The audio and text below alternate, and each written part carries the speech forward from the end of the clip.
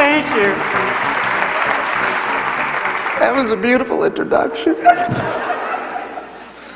Wow, what a delight to hear Mr. Collins' inspiring words.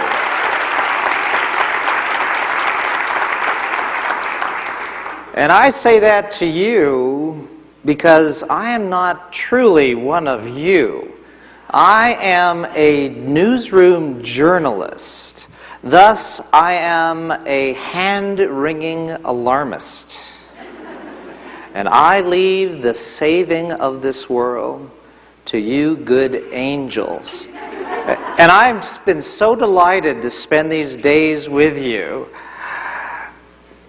but not so delighted that I won't have a little fun with you at your expense.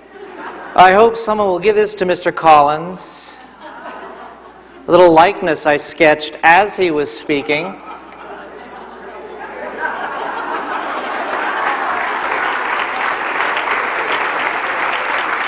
That's right.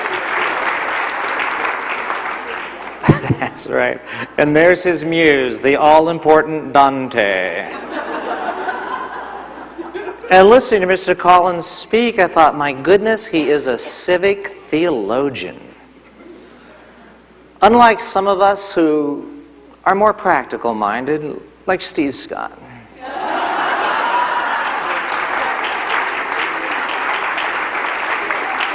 Handsome man.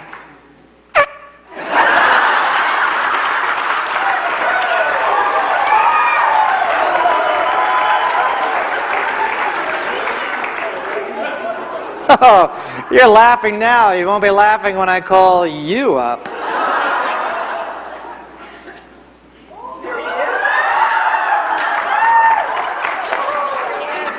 Down, boy. I experienced so... I'll draw you naked. Really? Oh, wait, now I got a clear view of you. All right.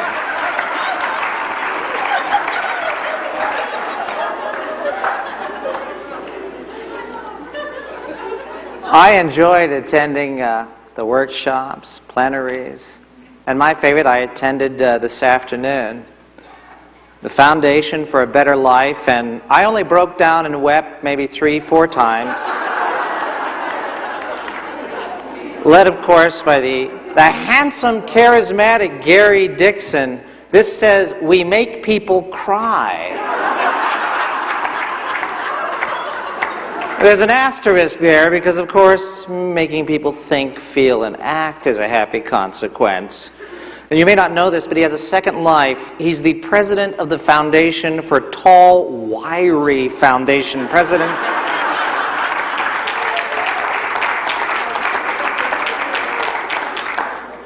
I can't tell you what it's been like for me, being a bitter, nasty journalist, being here among so much good news.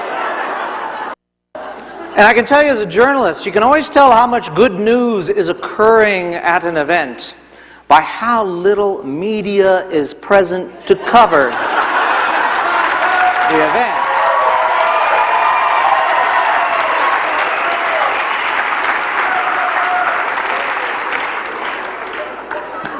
Oh, you lighters of candles, you. Let me see if I have this right. I am at the Community Leadership Association 2008 Leadership Conference, and your theme, Reaching the Peak, which by coincidence, earlier this year, I addressed the Cialis conference.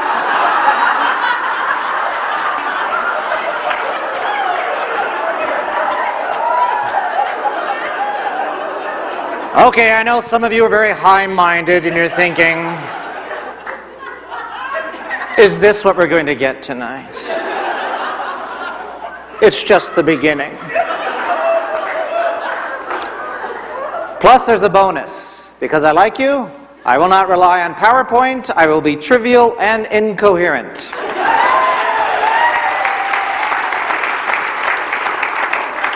What a delight to be here in beautiful Denver. The Renaissance the Renaissance Hotel and Resort, where their motto is, title of video rented will not appear on bill.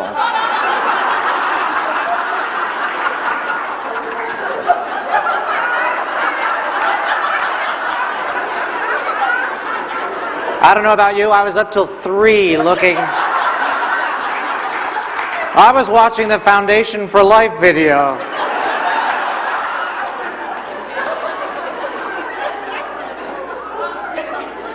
This is me.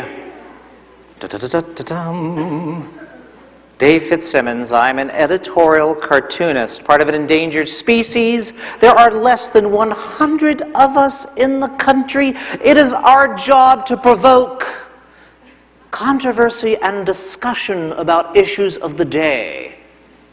In summary, it is my task to piss off readers. Which I do effectively. I love politics. Here it is, the world's oldest joke. Poly, a Latin root meaning many, ticks, blood-sucking leeches. Now, don't applaud too loudly. The fact I just told that joke and you laughed tells us something wonderful about the United States of America. We're during the reign of Hitler in Nazi Germany, or in the old Soviet Communist Republic. No one would dare voice such a joke about their leaders aloud. It would be whispered, like the old whispered joke about Khrushchev. So tell me, Ivan, I understand that your brother was arrested and sent to a gulag for 21 years? Yes. What was his crime? Well, he was caught running down the hallways of the Kremlin. He was yelling, Khrushchev is an idiot, Khrushchev is an idiot. Well, why did he get 21 years? Easy. He got 1 year for insulting the premier, 20 years for revealing a state secret.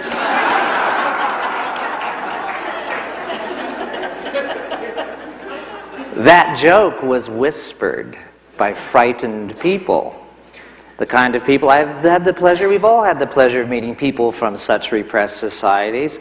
Most memorable for me, a teacher from the Soviet Union, now Russia, who said, I can teach the truth now in my classrooms, but you know, I'm still afraid of... I have no idea what that must be like. I'm an American. I grew up in the land of The Simpsons. Sometimes I stay up late enough to watch South Park. I hear from readers, the dialogue begins with the cartoon. Death threats. Most of my readers, like most newspaper readers, are 55 years old.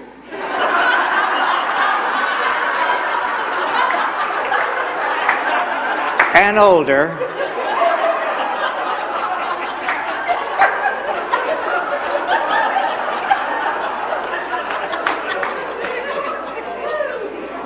Those even from Florida recognize this, don't you?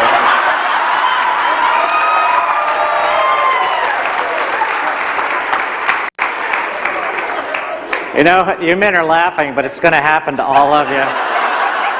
Wake up one morning, you'll be wearing nipple-high Sansa-belt slacks,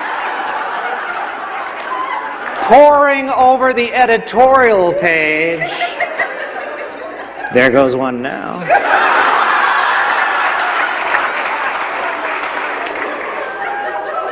Writing letters to the editor. What I'm going to talk about tonight, a number of topics. How incoherent will I be? This incoherent. I'm going to talk about cartoons. I'm going to talk about resiliency, humor, faith, hope, we Americans, how fools survive, the role of satire, not everything is funny, mister, and of course, you. So if any of you are the least bit anxious or shy about being called up here and drawn, get over it. I've already been drawing you all for days. Mr. Scott and the graduating CLA class. Look, halo, halo, halo, halo, halo, halo, halo. Horns. On the day of my arrival, I learned about the hierarchy here. There was a hierarchy. I thought, no, they'd all be equals. But no, there's a hierarchy. Hierarchy determined by the number of stickers on your badge.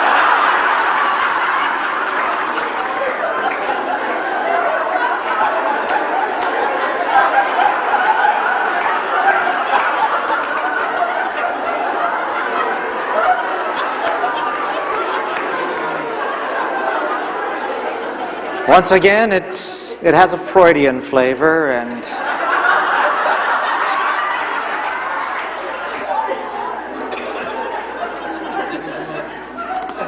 I met some of the fine light bulb people. You know, the idea producers. One of my favorites. I propose a statue in the biggest park in Athens, Georgia.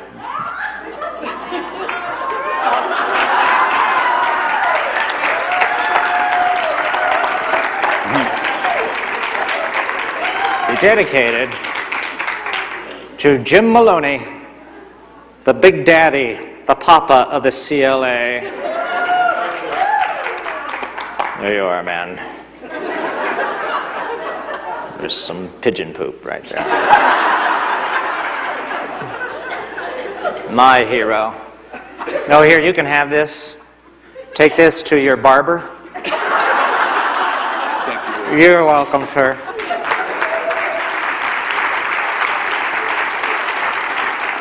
Oh, yes, you can keep all of these drawings. I think you have to suck up to Patty. I still have not learned your cant, the language you speak. I know that you must use these words in every sentence.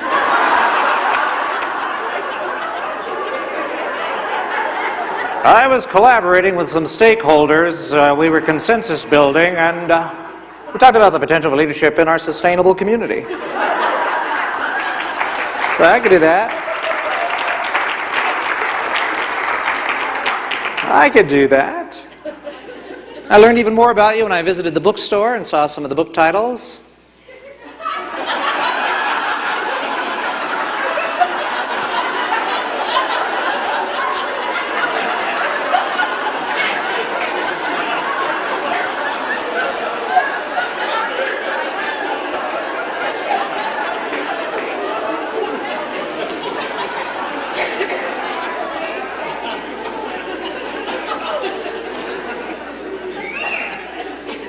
I met many of you. You are from all over. Ohio, where are you from? It's you. I found out about something called workshop fever. And I learned the contagion of sticky notes. I'm also learning different dialects. For example, I've been learning to speak Ponderonian.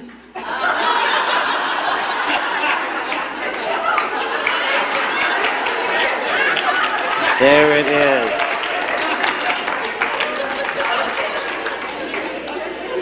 Wow. You are welcome. And I'm so impressed by the wisdom of this group, the collective wisdom that you would select as your next leader, a party girl.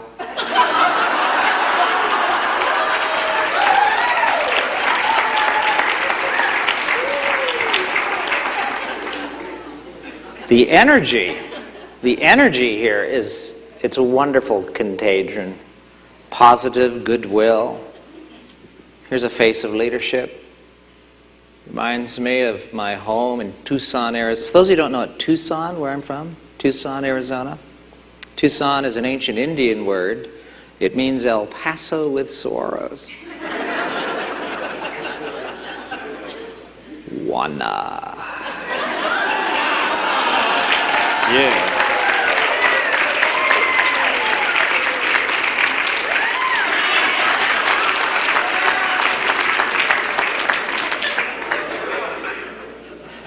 When she gets excited about an issue, it just feels like it's Antonio Banderas.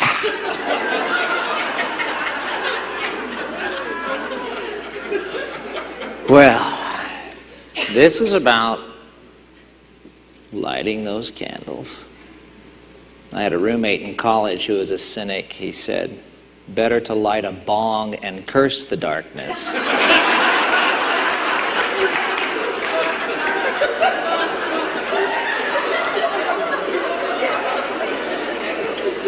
That was never my attitude, and I'm going to explain why. But first, wouldn't you enjoy it if I brutally victimized one of your fellow members? I heard everyone cheer when Robert Shad's name was mentioned. Shouldn't he come up here and join me for a moment?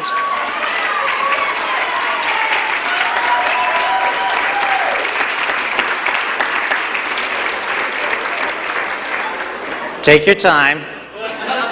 There's bus service. Young man, would you join me and stand over here? Hello. Hi, how are you? I'm cheerful. How are you? Fantastic. I'm going to use you to explain my craft, which is caricature.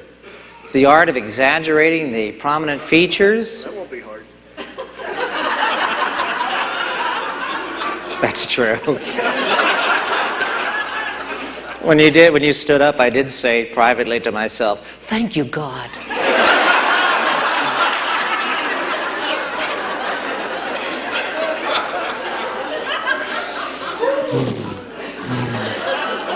So tell me, sir, what is it that you do?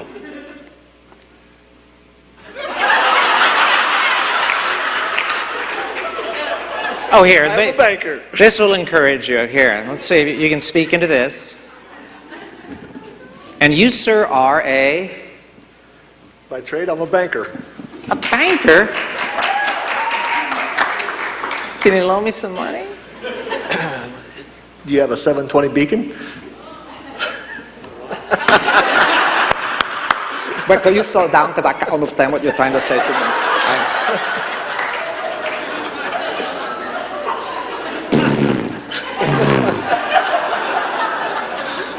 You got a great smile.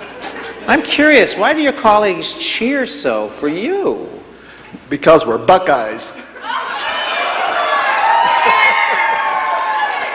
What is a buckeye? Is it an A acorn? worthless nut. I'm a worthless nut. A buckeye. Not true, you're not. You're here. You're one of the crazy people. Aren't you? You won recognition for your service. You're a crazy person, aren't you? Other bankers look at you like you're a crazy person. They do ask why. Why? Why not?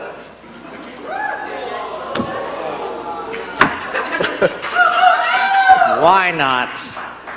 Why not? Why not? Great eyes. Oh, I'm missing a very important detail. All right, still some. A little bit. Well, you're a nice man, thus I'm putting clothing on you. Michelle, sign this visible evidence of libel. Give it to you and your colleagues, which you can burn in a festive bonfire when you get home. Good. It's an honor to meet you. An honor. Oh, wait. Bring it back. Bring it back. I forgot something very important. No.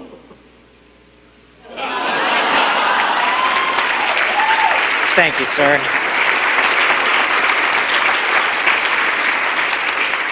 Now, a little bit about me and what I do. Now, I do draw political cartoons. This is a fairly recent one about the delegate chase.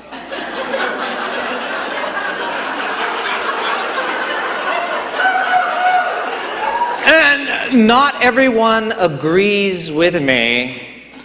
I get death threats over my cartoons. I do. Which are, actually they're great for my family. My daughter, the teenager, she made a fortune off of me because when I get bomb threats, I'd give her $1 to start my car in the mornings.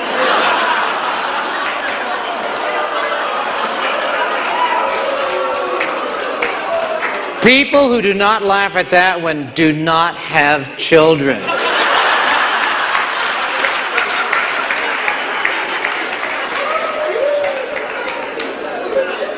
You know, there is one man here I saw earlier who could be a great stunt double for Barack. But Clifford Clark would have to shave off his... Wouldn't he? Wouldn't that be Clifford? And I think, yeah, he's a handsome man.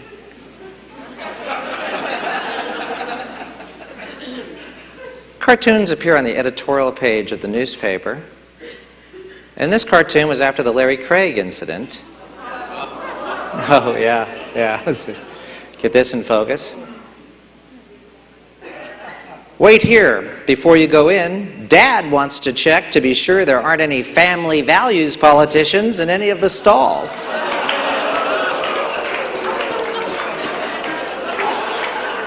Write a letter to the editor. Which people do. For example, Fitz Simpleton, student cartoonist. He didn't like the cartoon, so he scribbled all over it. You wouldn't make a pimple on a cartoonist's hind part. Wake up, you stupid jackass. Well, that's a clarion call to community involvement, isn't it? What I like about this one is after this vicious tirade, yours, Frank Bruno, Douglas, Arizona. Thank you, Frank. And then some are just plain irritating. Dear Mr. Fitzsimmons, thank you so much for the cartoon. It will be proudly displayed on my office wall. Warmly, Dr. Laura. I prefer mail like this.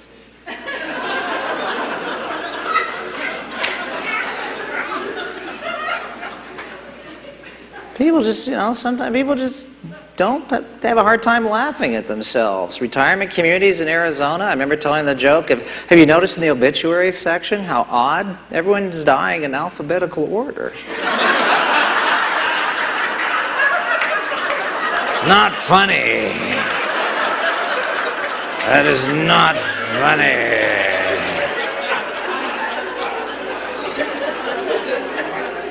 But I'm here because I want to learn about you.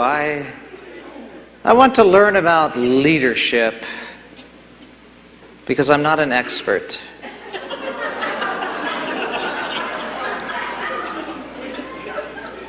Some of you recognize this official CLA diagram.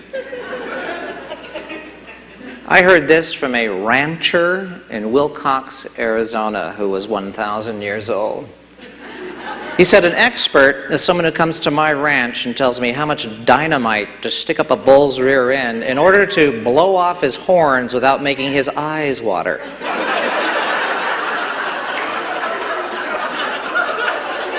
I thought that was a pretty good definition. This individual is also known as a consultant.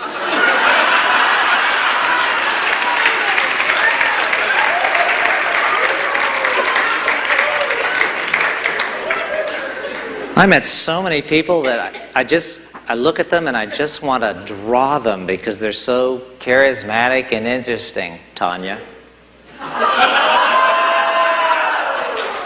Hi, what you doing? Say, would you mind coming up here and joining me?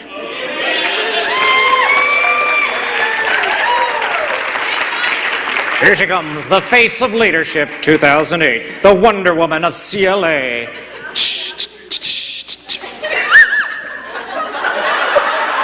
My goodness. Is there helium under your table? Tanya, are you okay?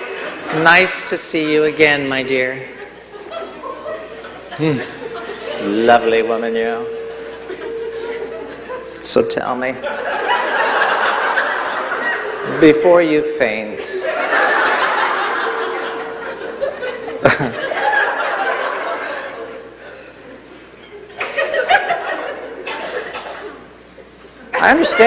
I understand you visited the dentist recently, and apparently the painkillers have kicked in.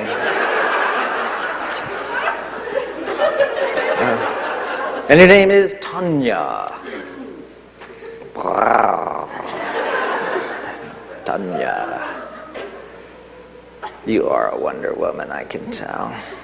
What a great face. A wonderful, warm, friendly smile.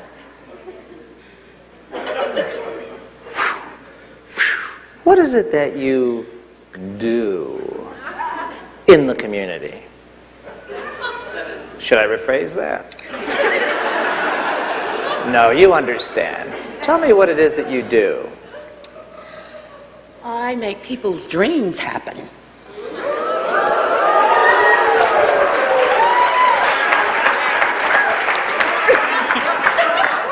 Dave? Oh, please don't ask him his dream.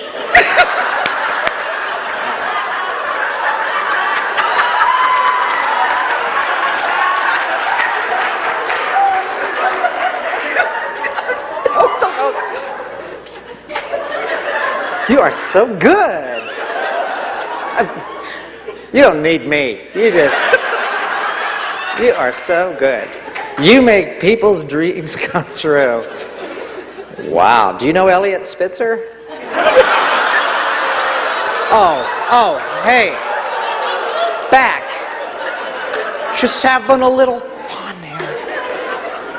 Look at this angelic woman, this great heart. You're having an outstanding hair day. So how is it you make people's dreams come true?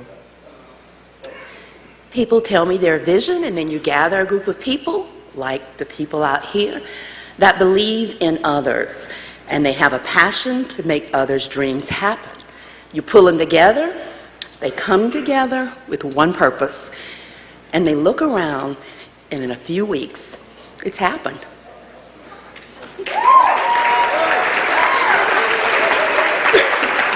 I love you! And that was so inspiring and heartfelt. I'm going to give you cleavage. There you are. Oh, you angel.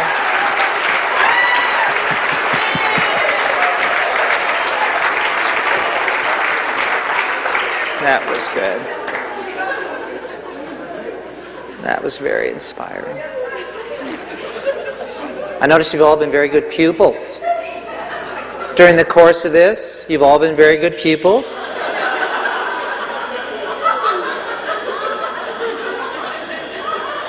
Speaking of being very good pupils, I'm often asked, where do political cartoonists come from?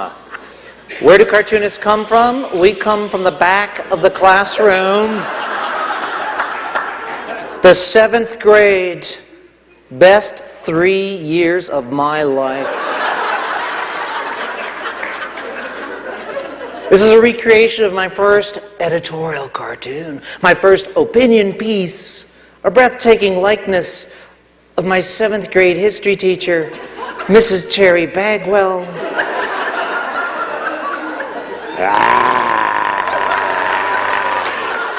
Oh, some of you recognize her. 666.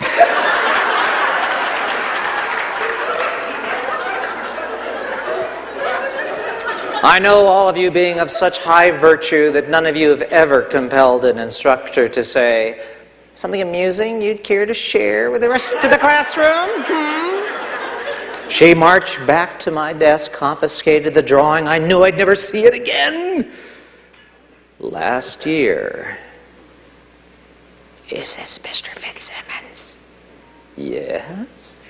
This is Mrs. Bagwell. I'm 1,000 years old now. Teaching my last year and then retiring. Will you come and speak to my students and then come to the party afterwards? I said I'd be delighted to. And so I did. And after I spoke to her students and they left, we went over to her desk drawer, and guess what? Teachers keep everything forever. She opened the desk drawer and took out an ancient parchment and asked me, "Do I remember this?" Yes, I remembered. I'm sorry. I feel terrible about everything. She said something she often said to me when I was a student in her classroom, as a facilitator said to me in the workshop today, "Shut up."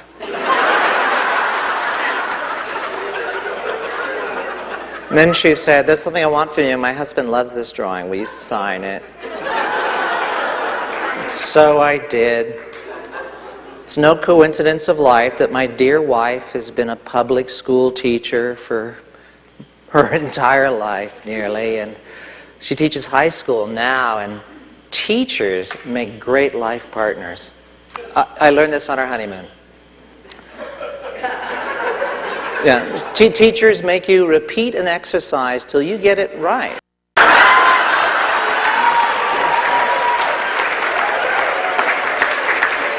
That's a good thing.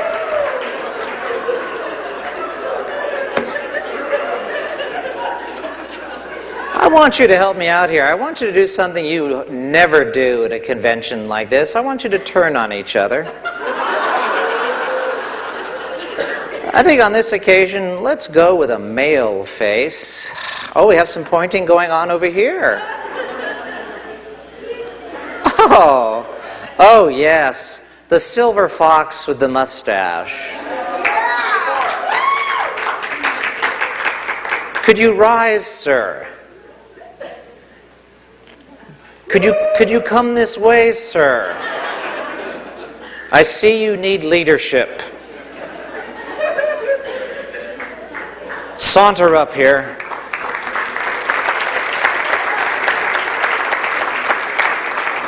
You're going to join my gallery of rogues right here. What is your name? Warren? Warren. War in what? Weber. Weber.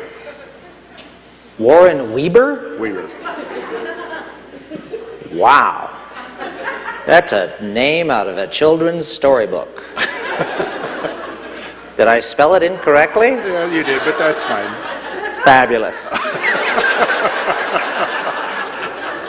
I'm putting you among some famous faces. I've been drawing cartoons so long, I started with Richard Nixon. Oh, God. Yes. Yeah, I know. Oh, if only you'd been older, you could have voted for him, huh? I had my options in. Yeah. Well, thankfully, my dear brothers, both of them survived the Vietnam War. I come from a military family. I'm the first civilian in generations of real men. At family reunions, my nickname is Wussy.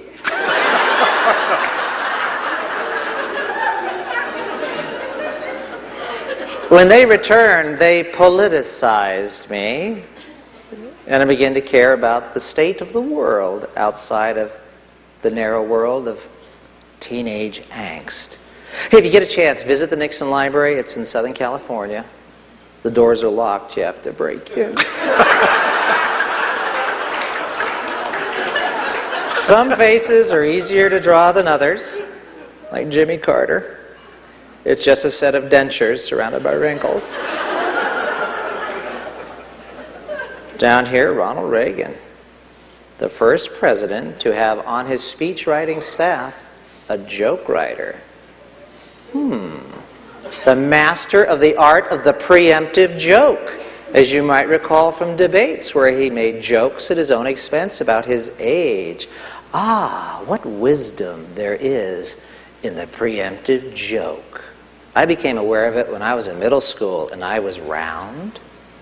Before others could be witty, I wrote the joke for myself that I was so large when I was baptized, my parents did it at SeaWorld.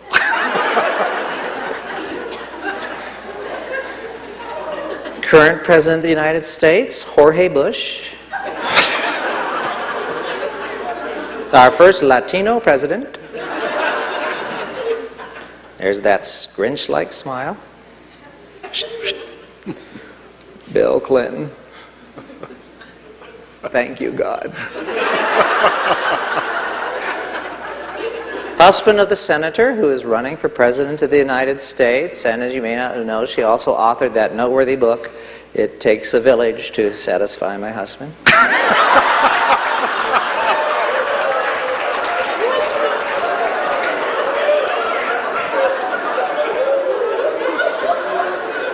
I'm leaving. That partisan little cartoonist is... Sometimes it's easy to identify a soul just by their hair. Kim Il-jung, it's amazing shrubbery on his head, and Saddam Hussein, that amazing mustache. Do you remember Gorbachev? That wonderful birthmark.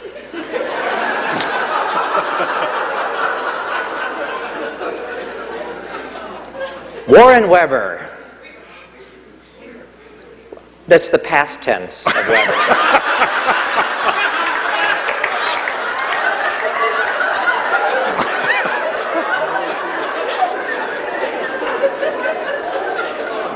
Tell me, you rogue, what is it that you do in your community?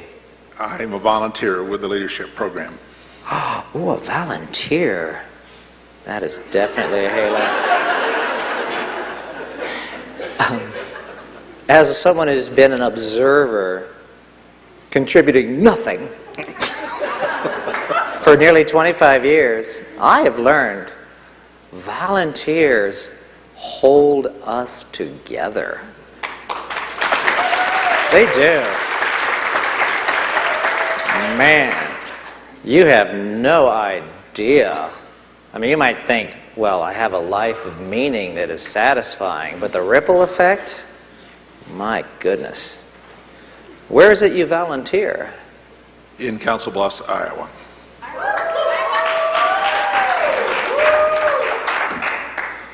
How could there possibly be any problems in a community named Council Bluffs, Iowa?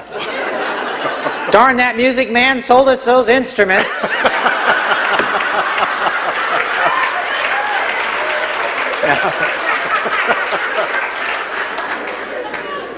No.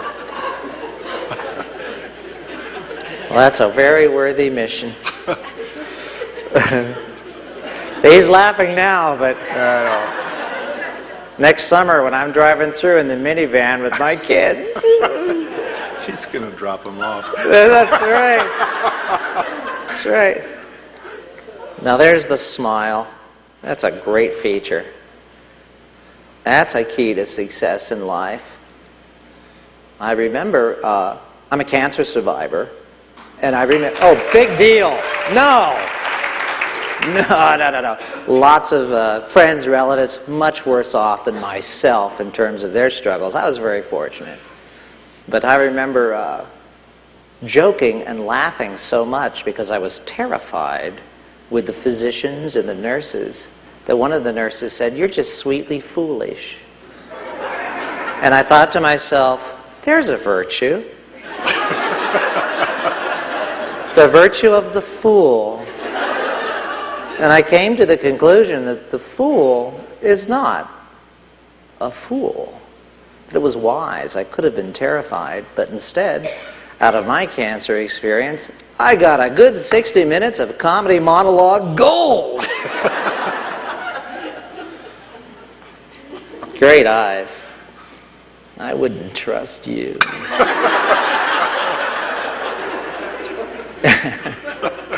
What is your profession? I'm a retired high school principal.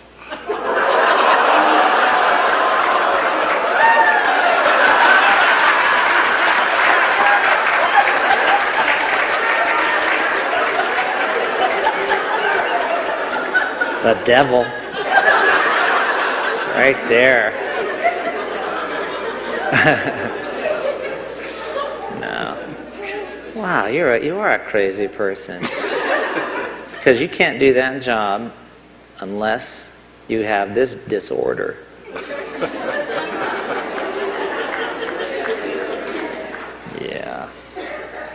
the eyes of compassion, integrity, honesty, community concern.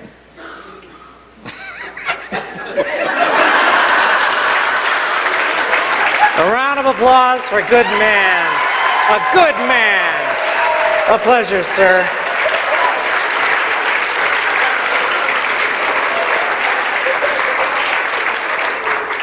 So one of my favorite revolutionaries, well, there are lots of revolutionaries in our history. They're the dead ones.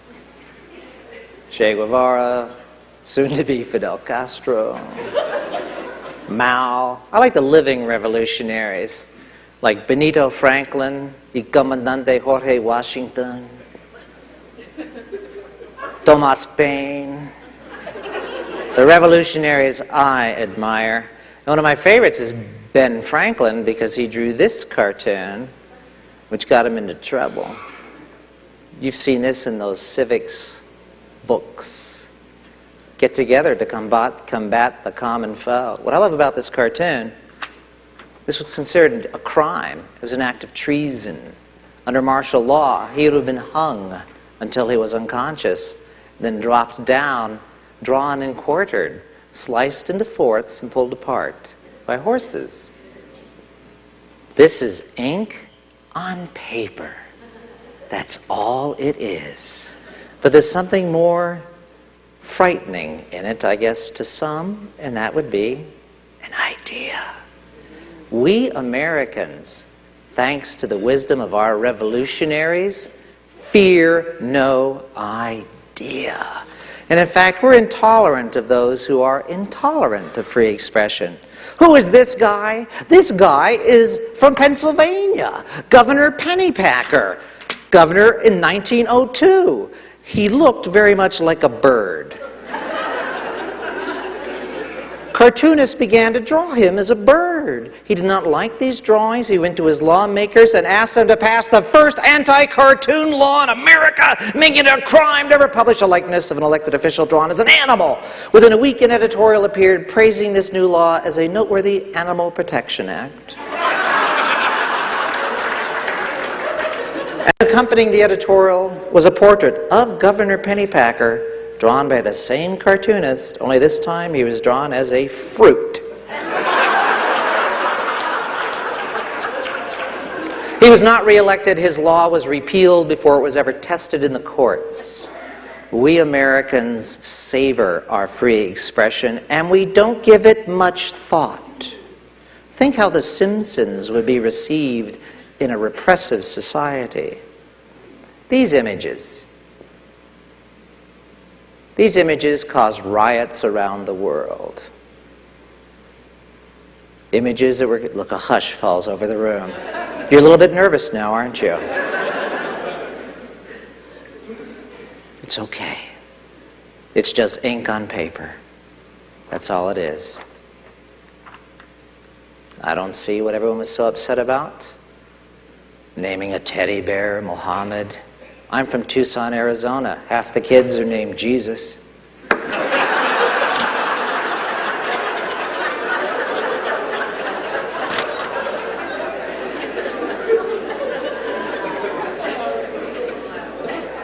Well, this cartoon would be nearly impossible for you to read. It's a BC comic strip. First panel, God, if you're up there, give me a sign. Second panel, well, we know two things. He's up there and he's got a sense of humor. Oh, you're laughing. In Saudi Arabia, this was published in the Jeddah News in 1992. The editors, both Saudis, were arrested. Publishing this is a crime. It questions the existence of God. The two editors were sentenced to 2 years in prison each, 500 lashes each with a whip. And what is this cartoon? Little more than an idea. We love dissident ideas. Willie and Joe, Second World War. A young man is hiding out in Phoenix in the National Guard. He's a truck driver. He ends up, reluctantly, an infantryman in Italy. He draws cartoons about two characters named Willie and Joe. General George S. Patton, his editor, calls him into the office. He's quite distressed with Malden's cartoons. You think you could draw cartoons like this in the Russian army? You should be drawing cartoons about Tojo and Hitler. You're making fun of the officer corps. That is wrong. General Patton couldn't have been more wrong. Malden was beloved, so were these characters. It was an army of free men celebrating their freedom every day through these cartoons, versus, in my opinion, an army of slaves. It is always easy for an army of free men to defeat an army of slaves. Here we have rule of law in our nation, coupled with freedom. What I'm going to talk about, I think, applies in our homes, where hopefully conversation is open and welcome in the family. Conversation is open and welcome in the city and in our nation as well. Why does it work so wonderfully, effectively? Because, well, this was my mother's diagram of the nature of life.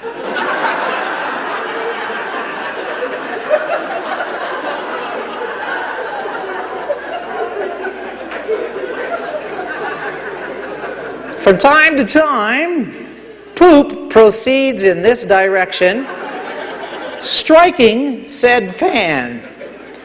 We will find ourselves from time to time located right about there.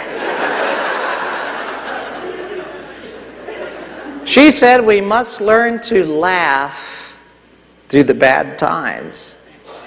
She said this when I was 12, I remember distinctly. And it was put to the test. Both my parents died a month apart, both of them from cancer. Rather than a hospice, they preferred to die at home. My sister and I nursed them into death. And during that time, it was painful and sad, but also rich with tasteless, inappropriate humor springing from my parents and ourselves, coping with the suffering. As a Holocaust survivor in Tucson once explained to me, after she had addressed middle school students, talking about Auschwitz with remarkable humor from time to time? How could you do this? How can you find the humor? You can't be bitter. And I'm paraphrasing here. Laughter and making fun of something is a wonderful way to defy the power of suffering. It's your way of saying, in a non-violent fashion,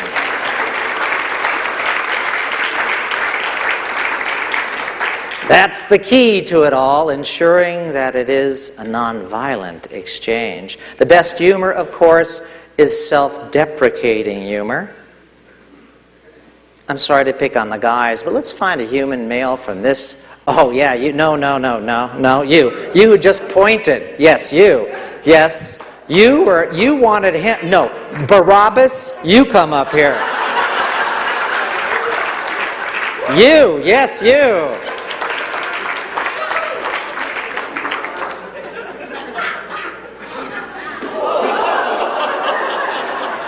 See? A good sense of humor about himself. Your name, sir? Don Lewis. Don. You are Mr. Incredible. Oh, man. You can see this from a mile, that smile. It's like, man. Where are you from? Jackson, Mississippi. Jackson, Mississippi. And what is it that you do in the community? President of Leadership Jackson Alumni Association. Man. And that's Don with 2 N's. Yes, sir.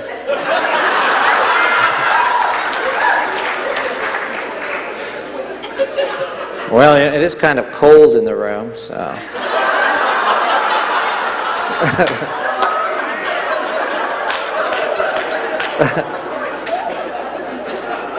See, look at that. Great characteristic. What a great smile.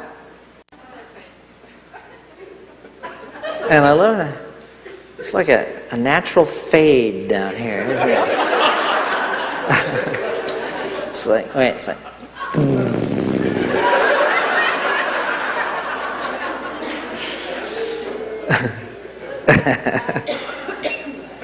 Yeah, I'm laughing.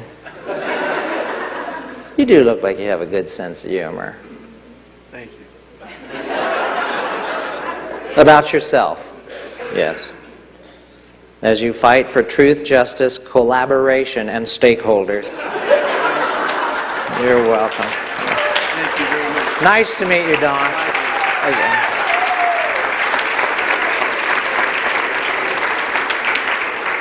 As I'm winding to a close, I have 3 stories in conclusion. The first one, do I practice what I preach? Well, yeah. Everyone in my family's had cancer, dog, cat, sibs, parents, wife. It was finally my turn, and first thing I observed is, why are all physicians now 12 years old? Dr. Doogie Howser, right here. He discovered 2 tumors located in an embarrassing part of my body. What was the cause? What was the carcinogen? The ink in magic markers. He suspected I had bladder cancer, and I told our children this. We have 3 children, 1 of each.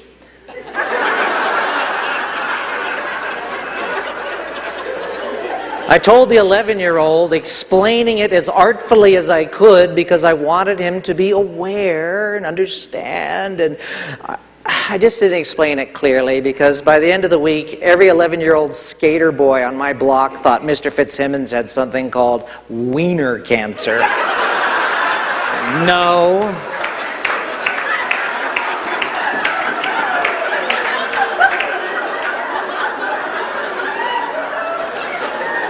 Well,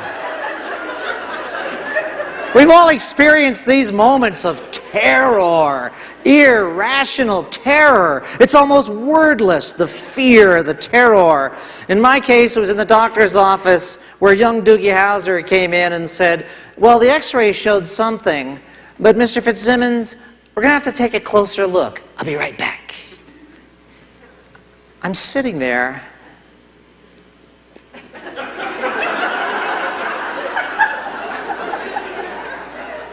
Going to have to take a closer look. Oh my God.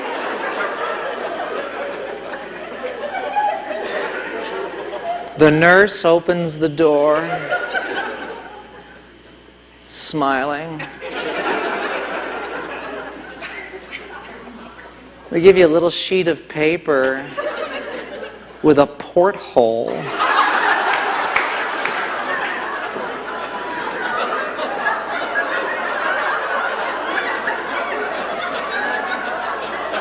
Use that at your next workshop.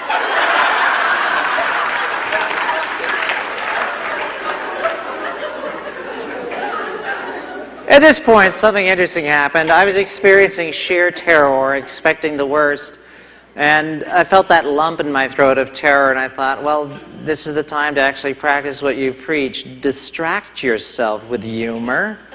Find the funny. There's nothing funny. Yes, there is. Everything can be funny. No, no, no. Yes. Distract yourself. You're going to look pretty ridiculous in a couple of seconds.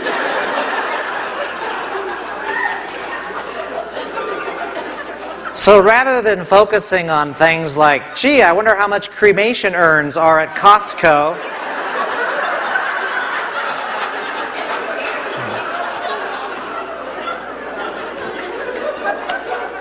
I focused on the task at hand as the nurse reaches into a drawer, clutches a catheter. Ladies, watch the men. At this point, they will weep.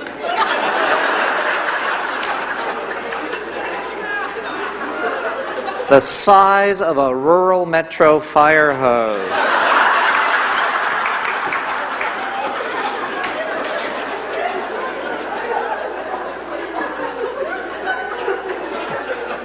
In an instant, Queen Kong grabs Fay Ray.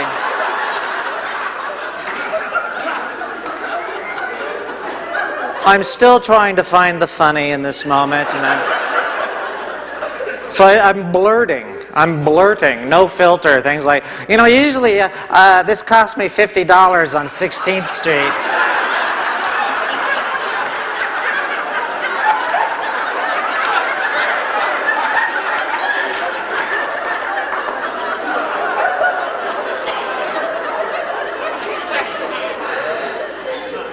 Poor nurse. She'd heard them all before.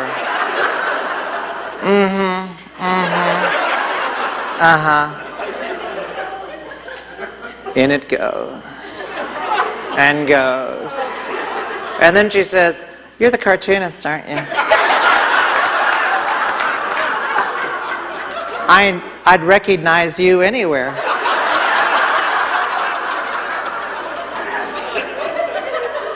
You know, I just have to say, I am a good Christian Republican woman, and your cartoons about the president are not very funny.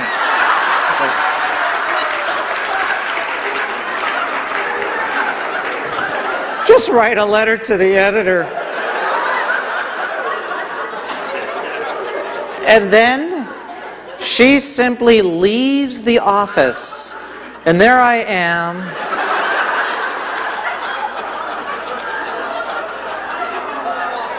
prepped.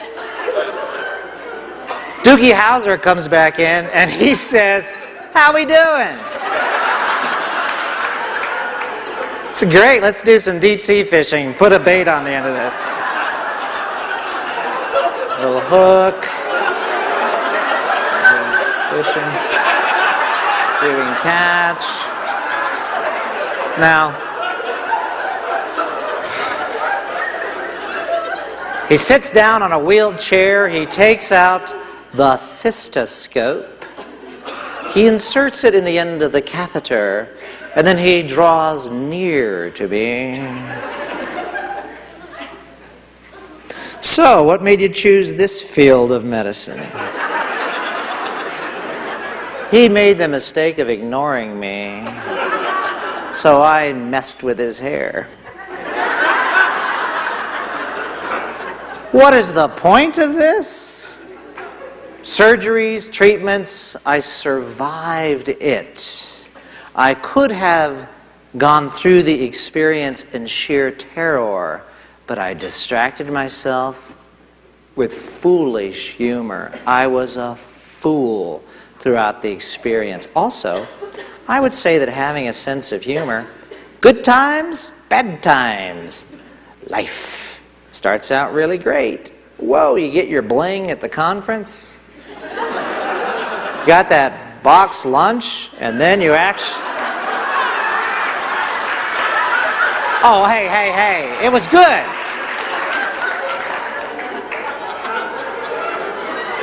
Then you go to the workshop and you actually have to participate. Down here, some folks give up at that point. Others, you know it's going to get better. Life, hills and valleys, hills and valleys. At this point, rely on humor to get you through the hard times. Humor in those situations, as in my situation or others who suffer and yet laugh, is an act of faith that you'll be okay. The fact that we have comedians who ridicule our leaders, it's an act of faith. We'll be okay, no matter what. That's the level of faith our revolutionaries placed in the Constitution, in our way of life. That we ridicule it daily and we're okay.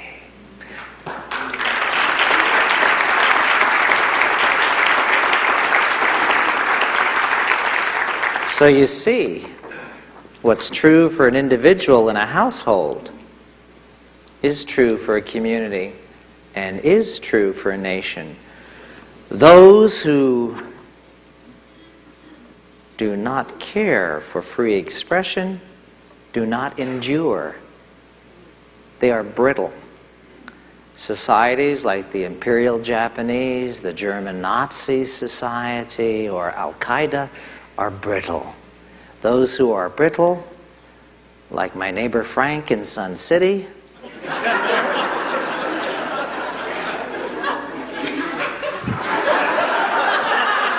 that's not funny. You know what happens when you're brittle? You snap. You snap. We are not brittle. So there I was in beautiful Arizona years ago when we had a governor named Evan Mecham who misspoke from time to time. He was impeached and removed from office. Bloodshed free. The peasants stormed the palace, and he was removed. He misspoke on 3 occasions, which are delicious memories. Pope comes to Phoenix, and he said to the Pope, through a translator, "Next time you come, be sure and bring the little lady." Yes. Yes. They didn't give me the briefing paper. Gets worse. Gets worse. Gets more deliciously offensive. He's asked about race, and he says, "At my Pontiac dealership, I have a black man who works for me. I didn't hire him because he is black. I hired him because he is the best man for the cotton picking job." Oh, listen to you. I'm a cartoonist. Thank you, God. Thank you. The third, Japanese tourist industry reps tour the state and leave. We want their business. He turns to the press and says, "We had a great time with those folks, let me tell you. You show an Asian a golf course, whew, their eyes get round." Yes. Next day, the Prime Minister of Japan says this.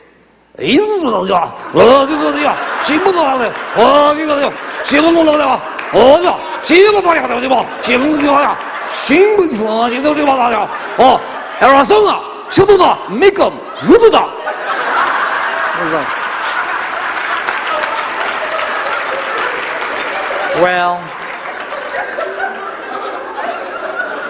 he was impeached and tried and removed from office by his own party and replaced by, this is the second story, replaced by the Secretary of State. Never had designs on being governor, but she was a fine governor because she had 2 gifts. She was self-aware. She had a good sense of humor about herself.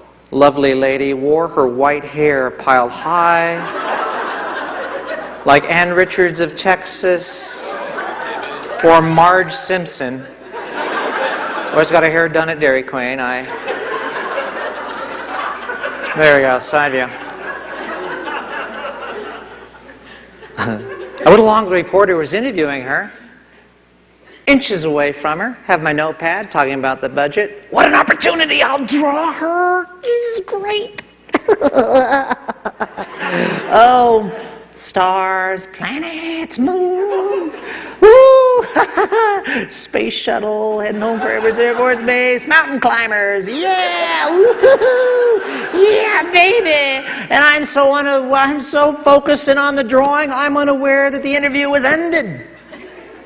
The governor and the reporter have both been watching me draw hers. I've been caught. Just like when I was a kid in the back of the class, I had no choice. My hand, tugged me towards her, and kneed me in the groin.